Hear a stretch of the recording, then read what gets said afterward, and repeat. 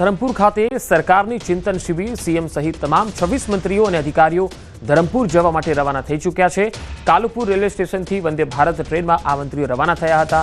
12મી ચિંતન શિબિર સામૂહિક ચિંતનથી સામૂહિક વિકાસ તરફ આ એનો વિષય છે, મુખ્ય થીમ છે અને 12મી ચિંતન શિબિર વલસાડના ધરમપુરમાં આયોજિત થઈ રહી છે, જ્યાં મુખ્યમંત્રી અને મંત્રીમંડળના તમામ સભ્યો સહિત 241 ઉચ્ચ સનદી અધિકારીઓ આ શિબિરમાં જોડાશે।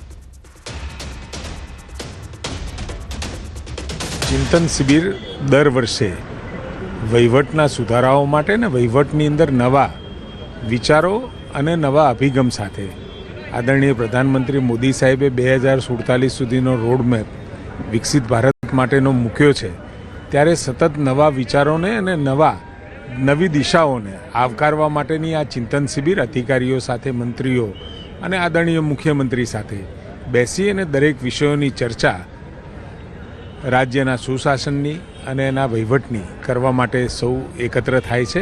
રાજ્યમાં આજથી 3 દિવસની ચિંતન શિબિર યોજાવાની છે। વલસાડ ખાતે આ ચિંતન શિબિરનું આયોજન કરવામાં આવ્યું છે। મુખ્યમંત્રી ભૂપેન્દ્ર પટેલ વંદે ભારત ટ્રેનની અંદર સફર કરી રહ્યા છે। તમામ આઈએસ અધિકારીઓ પણ તેમની સાથે જોવા મળી રહ્યા છે। મહત્વનું એ છે કે આજથી આ 3 દિવસ સુધી આ મહત્વની જે બેઠક જે છે તે યોજાવાની છે, અને તે અંતર્ગત કહી શકાય કે સહકારથી સમૃદ્ધિ સહિતના જે સપનાઓ જે છે તે અંતર્ગતનું મંથન જે છે તે થવાનું છે। મહત્વનું એ છે કે આ વખતની ત્રિદિવસીય જે શિબિર યોજાવાની છે તેની અંતર્ગત ચિંતન શિબિરની થીમ સામૂહિક ચિંતનથી સામૂહિક વિકાસ તરફની ચિંતન શિબિરની થીમ જે છે તે યોજાવાની છે, અને તે અંતર્ગતનું મંથન જે છે તે 3 દિવસ યોજાવાનું છે। તમામ કેબિનેટ મંત્રીઓ અને આઈએસ અધિકારીઓ જે છે તે આ બેઠકની અંદર ઉપસ્થિત રહેશે, અને 3 દિવસનું મંથન જે છે તે રોડમેપ આગામી દિવસો માટે થશે। મહત્વનું એ છે કે 2003ની અંદર આ ચિંતન શિબિરની શરૂઆત પ્રધાનમંત્રી નરેન્દ્ર મોદી જ્યારે ગુજરાતના મુખ્યમંત્રી હતા ત્યારથી એની શરૂઆત થઈ છે, અને આ બરકરાર અત્યારે હાલ પણ જોવા મળી રહી છે।